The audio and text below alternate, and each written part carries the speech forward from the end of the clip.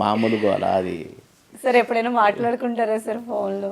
ఇక మాట్లాడుకుంటాం, తిట్టుకుంటాము. ఇవన్నీ అరే అంటే సాలేవా నువ్వు చెప్పింది వినో, ఇవన్నీ మా ఉంటాయి. ఓకే. పాపం సంతోషపడతాడు. నేను ఆయన పెద్ద ఆయన కాబట్టి అంటే నాకంటే పెద్దవాడనే గౌరవము నా నిండా నిలువెత్తుంది.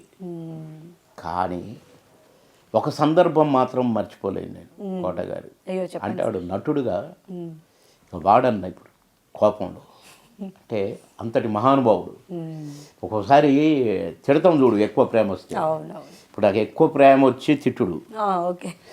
ఎట్లంటే మాయలోడు సినిమాలో ఒక సీన్, కానీ ఈ సీన్ మీరు చూపిస్తే భలే ఫీల్ అవుతారు. డెఫినెట్గా వేస్తాం. ఎందుకంటే నేను ఒక తాడు పట్టుకొని డాడీ నేను అక్కడ గోల్డ్ మైన్స్ ఉన్నాయి చూపిస్తాను, ఎందుకు ఏమిటి ఎలా అది తీసుకుపోతుంటాను. టకటకటకటక ఆగటం, ఆ తాడు పట్టుకొని అది గమ్మత్తుగా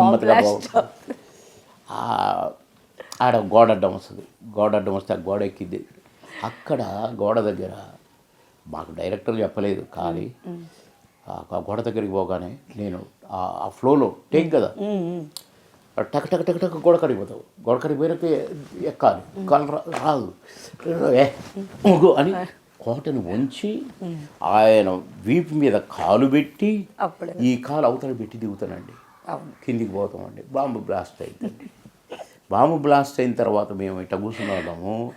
బ్లాస్ట్ అయ్యి ఆ పొగంతా పోయినాక మేము ఇట్లా ఉంటాం కదా. కానీ నా కాళ్ళు ఎక్కడ ఉంటాయి చెప్పండి? కోట మీద వేసి ఉంటాయి. అసలు అట్లా బాంబు పేలితే కాలు మీద కాలు వేసుకొని ఇట్టుంటాను, ఆయన మీద వేసి 2 కాళ్ళు. కోట కూడా అట్నే కూర్చుంటాడు.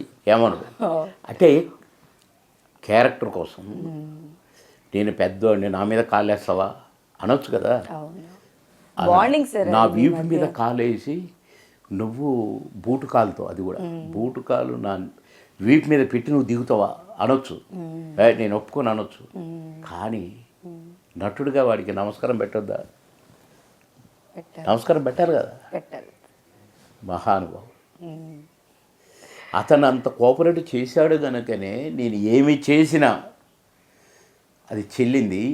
ఏమి చేసినా కూడా మేమిద్దరం చేసింది సక్సెస్ అయింది. ఏ సీన్ అయినా తీసుకో. మామగారిలోనే బండ నెత్తిన పెట్టి నడువన్నని ట్యాచ్ చేసుకుంటూ నేను పోతుంటా. అన్న వస్తున్నావా అని వెనక్కు అని ముఖానికి వేస్తుంటా. నెల తక్కువ నా కొడక, ఆ ముఖానికి కాదురా కింద వేయరా అంటుంటాడు.